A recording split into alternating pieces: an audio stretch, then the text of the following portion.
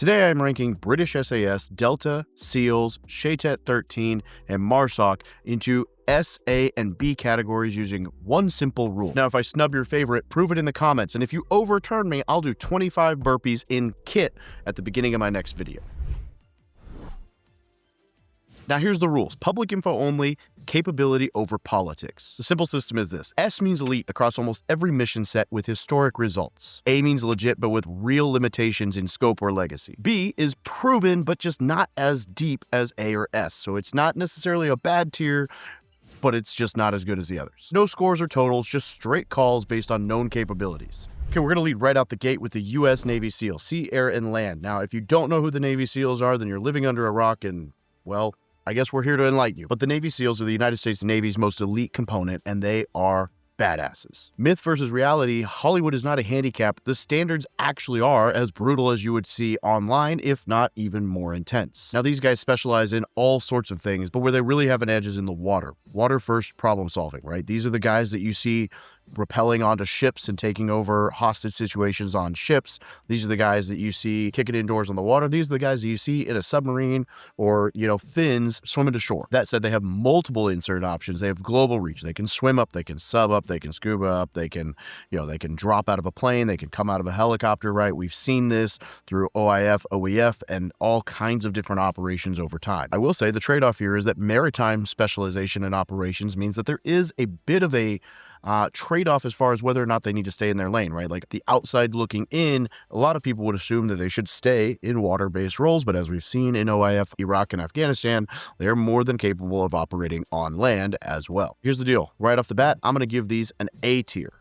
And I'm going to leave it at that with no explanation. That's going to lead us right into the British SAS. Now, the British Special Air Service is, as it sounds, aviation-based, rather than water-based like the SEALs. That being said, they are an older branch of the Special Forces. They've been around for a long time, but old does not mean outdated. Now, these guys really specialize in urban hostage rescue and a lot of other operations. I would say their edge is that they're surgical in CQB, close quarters combat, as well as the hostage situation stuff. And then their selection is pretty rugged, and it's known to break egos and be very intense. There's a trade-off about small team, but that's by design. And at the end of the day, British SAS are just awesome. And everything I've ever heard about anyone who's ever interacted or operated with them leads me to believe and feel as though the final call on these is S tier. Third, we're going to bring up the United States Marine Raiders, MARSOC, which is Marine Special Operations Command, which is broken into MSOBs, Marine Special Operations Battalions. Now, I know a little bit more about this because both I was a Marine and I actually tried out for MARSOC back in the day.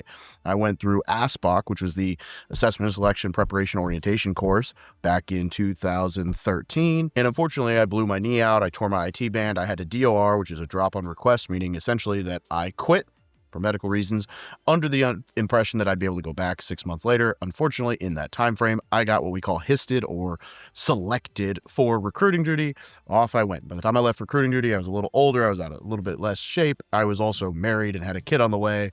So, it is what it is. Now, here's the thing. Newer does not mean lesser. The Marine Raiders, there was actually Raider battalions back in Vietnam, and then they kind of disbanded and they went back into Marine Reconnaissance. And everyone knows what Marine Recon is.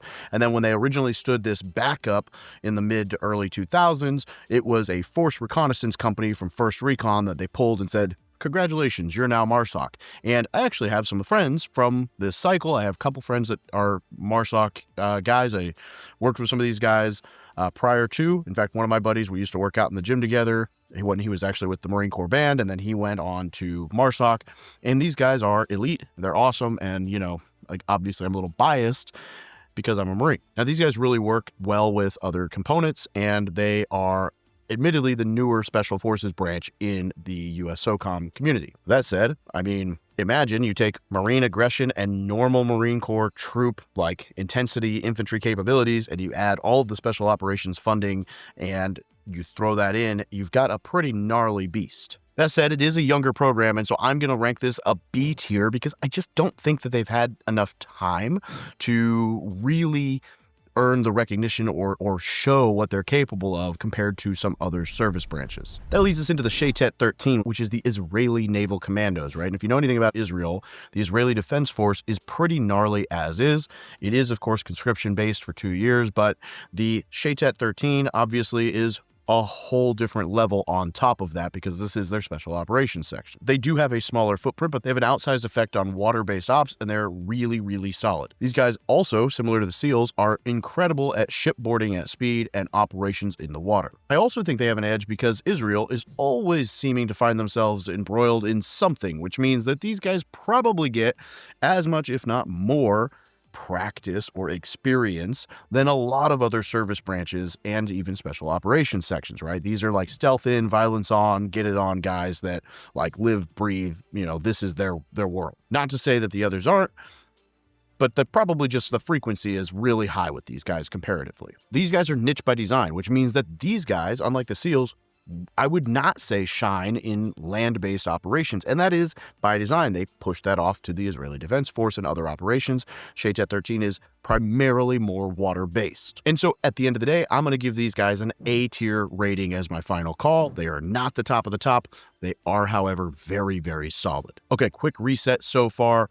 On the board, we've got S tier is the SAS, A tier is the SEALs and Shayetet 13, and B tier is the Marine Raiders. Now there's one S tier slot left, and a lot of you will probably hate who ends up number 2 here, but this is where we're going. U.S. Army, Delta Force. Now we've all heard of Delta Force. These guys are elite for sure. This is like if you imagine Army Green Berets is selection-based special forces, and then Delta Force is on top of that, selecting the best of the best. This is like the SEAL Team 6 equivalent for Army, and even SEAL Team 6 guys end up in and on Delta periodically. So one could argue Delta's pretty gnarly. Now, here's the deal with Delta Force, right? Secrecy is not hype. It's the point. So I would argue one of the flaws that I see with a lot of these Navy SEALs and are to their detriment, but also to their positive, right? Like all the publicity we see from and about Navy SEALs does boost their legend, but it also eliminates some of the secrecy stuff. Like Delta Force is very secret squirrel because you don't hear a lot of their guys running around talking about what they've been doing.